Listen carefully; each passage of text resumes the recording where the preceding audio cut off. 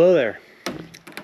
We are still in the planning stages for the full Tech Talk episodes, but in the future we're going to have Travis from Boundary and Apex Torque as a guest with us. But in the meantime, I just wanted to show you something cool that he just launched. There's been very little publicity or marketing for it. I think we have one of the first ones in hand here to take a look at tonight. And I just wanted to go over it with you. So Apex Torque is a separate company from Boundary, but it is run by the same people, the same engineering team, the same great guy behind everything. He recently launched a few different products specific to Coyote. This includes main stud kits, head stud kits, and a crank stud kit. The new sprocket from Boundary combined with the stud kit is what is called the grip kit. Now, what this does, the purpose of it, is to really clamp everything against the crank. Some people may remember Travis makes his sprockets much more in-depth than any of the other aftermarket ones available. Now, he actually designed a sprocket that is stronger than stock outside of just being billet. Now, as you can see, it's got an anti-burst ring. It's actually a beefed up version, not just a copy of an OEM unit. This is a great unit. We've sold so many of these. Almost every failure that we're aware of is because he makes them a tighter tolerance than factory. Sometimes if they would not fit over the crank locating dowel, people would force them, which is just, it's too tight. It shouldn't need to be forced. Now, the reason for this is that there is variance in the Ford factory cranks. Could be loose on one and tight on another. So he had to loosen back up the tolerances to be more like a OEM fitment, but still with his stronger design. Now, what stinks about that is there's usually some slack, just like there is with the stock one. Obviously, any slack is no good. So what he has done is done a texture on the mating surfaces. So the balancer will tighten up against one side while the crank is on the other side. As you may know if you've done this, this is sandwiched between the two and drives your timing chains. Now, effectively what this does is grip against the balancer, grip against the block. So the textured surface that you can see on both sides just adds traction, essentially. Kind of like a drag radial for your crank. This goes with it. This is the new Apex crank stud. These are all available right now, by the way. You can get a bundle deal with the stud and the new sprocket if you're about to go down that path. So you screw this in, really nice features, giant washer. We've got a hex on the end to make it a little bit easier to turn in. So just to kind of give you a mock-up, essentially this goes here, this goes into your crank, this goes here, and the textured surface will be smooshed up against the crankshaft, allowing no movement whatsoever side to side, or obviously if you tighten it right, front to back either, but that should be pretty standard. Now,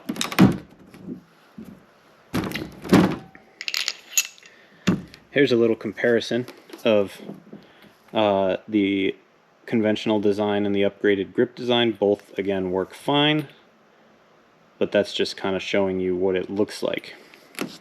Now, while we're here talking about these, we are going to talk about head studs. We have a 12mm ARP unit here and a 12mm Apex here. They've done a really great job with these. Between the type of material, the testing, the coating, the type of lube they use.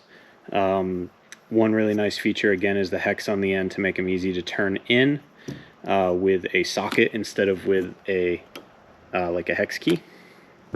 You'll notice the finish is quite a bit different. The clamping force that you can achieve with an Apex stud is actually substantially greater. The reason for that is essentially friction. you actually have a much lower torque spec for this head stud because of all the clamping pressure it applies. So I believe it's somewhere around 3/4, 2/3 of what the torque rating is before they're tight, with a substantially higher clamping force. So this is going to be our new go-to head stud. There's nothing wrong with an ARP, obviously. They've been around a long time. They make a great product. There's been backorder issues on and off with both products, but these Apex units are what will be going in our new race motor. Now, to kind of finish talking about how the sprocket works, we're going to step over to this FFRE short block over here, and we're going to do a close-up of kind of what it looks like installed on the crank. Alright, so we're here at the front of an FFRE sleeved Gen 3 short block. I'm going to reiterate some of the things that I said already, just to kind of give you a visual of how it actually works on a motor. Some of you may not have done an oil pump gear job or may not really understand what I'm talking about without putting it right on a motor. So this is a bare crank. It's keyed, obviously, just like factory. This is the new grip sprocket. So we're going to slide that over, just line it up with the keyway. It is now seated perfectly on the crank. Now, if you had another brand or even this brand, there's always some variance on the factory cranks, so you may feel some movement, you may not. But the point of this texture is to keep it gripped against the crank so that there's zero movement there, because you don't want anything moving. It introduces possibility for all sorts of different types of failure timing wise. Theoretically, the sprocket could crack. Eventually it can lead to things like snapping your crank snout off. So the idea behind this is that it provides more grip. Now, if you combine that with the Apex torque stud, the balancer would be sandwiched between this washer and here. So this side is textured as well to grip against the balancer. Now, if you use this setup, you get about 10,000 more pounds of clamping force than factory. Nothing is going to move. So if you took this keyway out and you tried to rotate everything with this grip, you're looking about 866 foot-pounds to turn anything. Without the keyway, that's not turning the crank, that would be turning the gear with a spanner. Factory setup is in the 2s.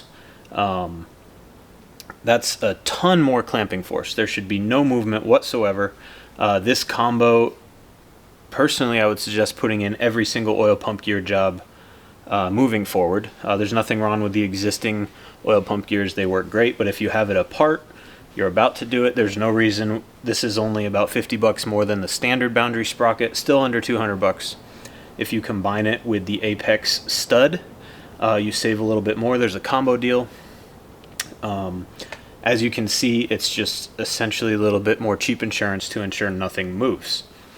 And that's kind of what it looks like when it's set up in its actual application instead of just sitting on the bench. That's all we've got for you today. Thanks for watching JP Tech Talk. As always, reach out to us or any member of the team if you've got any technical questions. Comment on the videos, reach out on Facebook. We're happy to help get you set up with any of this stuff we're talking about, or just provide tech advice. Also, feel free to reach out if there's anything that you want to see us discuss on a future short or full-length episode. Thanks.